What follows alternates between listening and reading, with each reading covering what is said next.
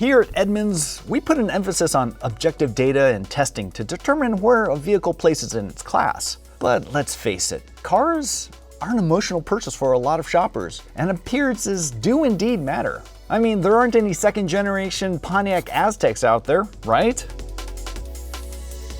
In this video, I'll be going over what I personally consider the most recent and notable redesigns. Some are hot, some are not. These are my opinions based on my history in design and automotive, so I know there will be some disagreements. Let us know what you think in the comments below, but let's keep it civil, shall we? Before we jump into design, do me a favor, hit like and subscribe below, and head over to edmunds.com/sellmycar to get a cash offer on your vehicle. First up, the BMW 8 Series. The original 8 Series ran throughout the 90s, and yes, I freaking love them. The classic proportions with fresh styling made this coupe stand out from anything else, and I coveted these even if they didn't have a V12. The pressure was definitely on for the 2019 revival, and I think they absolutely nailed it. Now, looking at the side profile here, it's got this beautiful long hood and short little stubby tail, suggesting forward motion and more power than a normal hood can contain.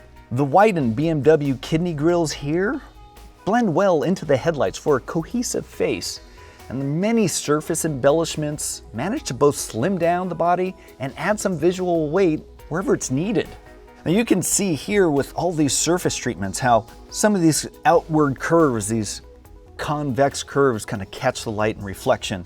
Meanwhile, further down on the bottom here, you kind of get these kickouts that cast some shadow and add some weight. It's a trick that car designers have been using ever since cars were invented. It's a sexy coupe with the presence of its predecessor without being beholden to it. This isn't some retro revival, it's a logical continuation just 2 decades later. While I appreciate that the BMW 8 Series kind of got away from the retro side and is its own thing, this next one is firmly in the retro revival camp. But keeping a foot in the past didn't compromise on modern sensibilities. The Ford Bronco is one of my favorite redesigns in the last few decades. And I'm talking the big Bronco, not the Sport. Let's just pretend that doesn't exist for now, okay? At first glance, the Bronco looks like a pretty blatant copy of the original, and I'm usually opposed to that. The thing is, these styling cues serve a legitimate purpose, and to me, that's just smart design. For example, the little peak that runs from the front to the rear, right here on the fender, gives the driver a visual indicator of where the corners are, and that's vital when you're navigating really tricky terrain. Then there's the modular construction that allows you to quickly remove or replace body panels and fenders. It allows owners to easily customize their Bronco to their heart's content, even down to the retro-themed grille. We have a Bronco on order for our long-term fleet, and I can't wait to spend some more time with it and come up with some cool customization ideas. Our next redesign is also retro-inspired, but it doesn't take it nearly as far as the Bronco. The Land Rover Defender certainly keeps some styling cues from the original boxy Defender, but it gives it a more modern look with rounded over corners and a lot more tech. Like the Bronco, the Defender's footprint is largely dictated by its off-road purpose. These short overhangs and elevated ride height especially. The flat slab sides of the original Defender are represented by the vast expanses of sheet metal, but are broken up by these blended fenders. Now, in pictures, these fenders might seem a little too soft for a rugged off-roader like this, but in person, I assure you, it looks appropriate.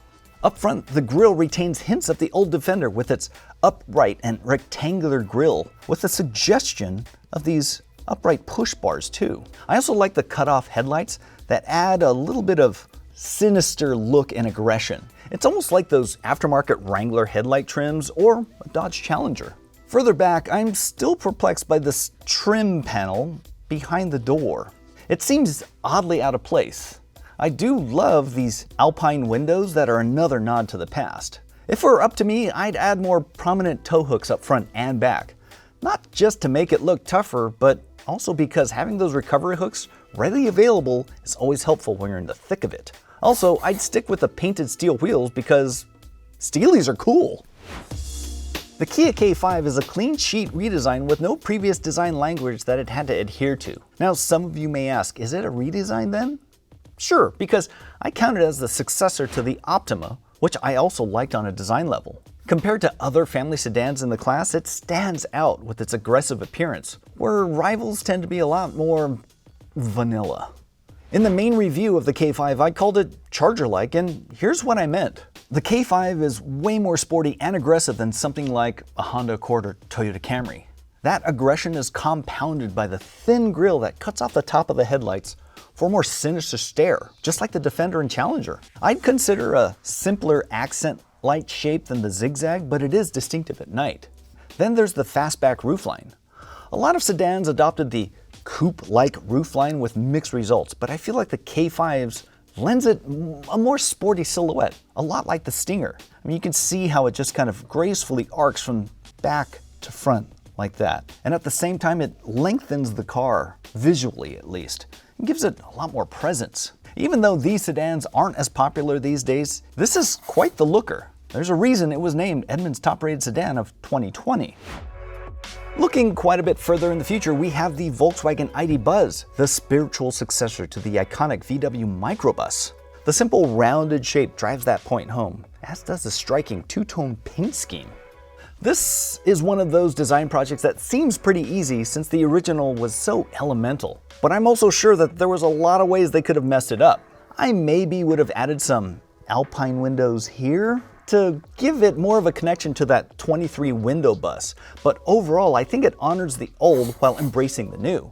I think the VW ID.Buzz has the charm and potential to appeal to both boomers and Gen Zers. And now, onto some redesigns I'm not so hot on. I mean, to me, these are almost like botched plastic surgery. Mickey Rourke. If you ask me, the new Subaru BRZ and Toyota GR86 have lost something in the last restyle. Some of the sharp body creases and subtle design flourishes have disappeared. The more rounded nose seems less sporty to me, and overall, it looks a little heavy. I see hints of the Ferrari 612 Scaglietti in the front end, which would be a compliment if I liked the Scaglietti, but I don't. Look at the front.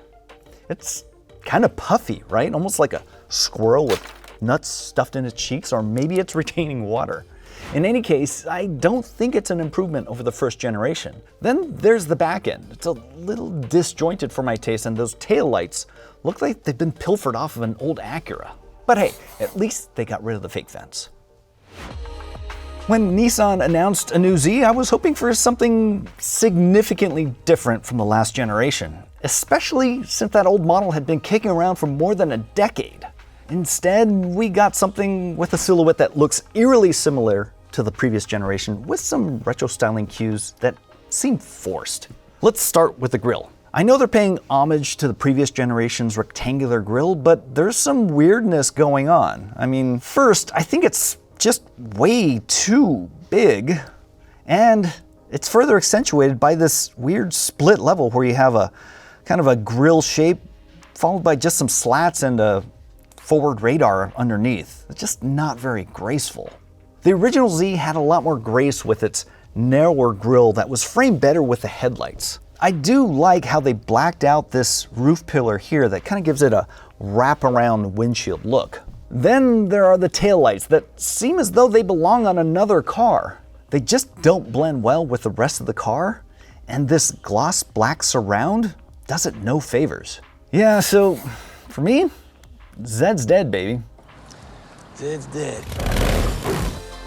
A new Mercedes-Benz SL is also on the way, but this time around, it's the Mercedes-AMG SL. No surprise then that the front end looks like the AMG GT, which is one of my favorite sports cars. And I'm sure I'd be fine with that if there were a more traditional SL that wasn't AMG'd. To me, the SL should be more refined, more classy. The whole thing seems too similar to the AMG GT, and yeah, I'm gonna sound like old man Takahashi here, but it looks too racy for a gentleman's drop top.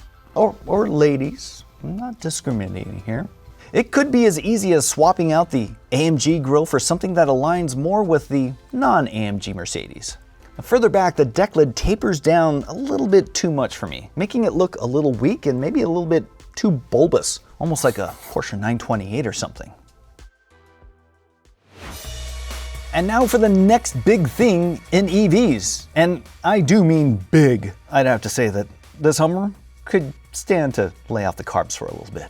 The styling almost makes it seem bigger with huge chunky elements that suggest it was carved from a solid block. Up front, the grille has some hints of past Hummers, but to me it looks more at home on a Jeep Grand Wagoneer. Below that, the blacked out lower portion creates the illusion that it's riding even higher than it already is. Now, I do like it in some ways, probably because it looks like it belongs in that cyberpunk video game, but the scale and heaviness really make me think that it's trying just too hard to compensate for an owner's shortcomings. Oh, and you knew this was coming, and it proves that I'm not loyal to any one brand. In direct contrast to the BMW 8 Series, the BMW M3 is shamelessly ugly up front. That grille, why? Is it going for the big nostril look like the pigs in Angry Birds?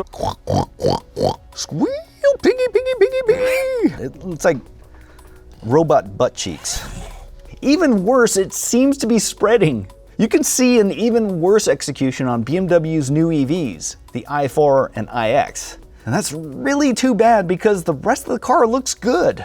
Ignoring that grille, if you can, for a second, it has all of this great sharp styling and these sharp creases on the body that really break up some of the monotony of the body. And it just has that traditional M3 stance that looks like it will just tear up any racetrack. So yeah, everything but the face. So that's my list for the most notable recent redesigns. Let me know what you think in the comments below. I know you're not going to agree with everything I say, but there's got to be some nugget of truth to this, right? Thanks for watching, and head over to edmunds.com/sellmycar to get a cash offer on your vehicle, and also check out all the latest news, reviews, and information on any of these cars and their competition.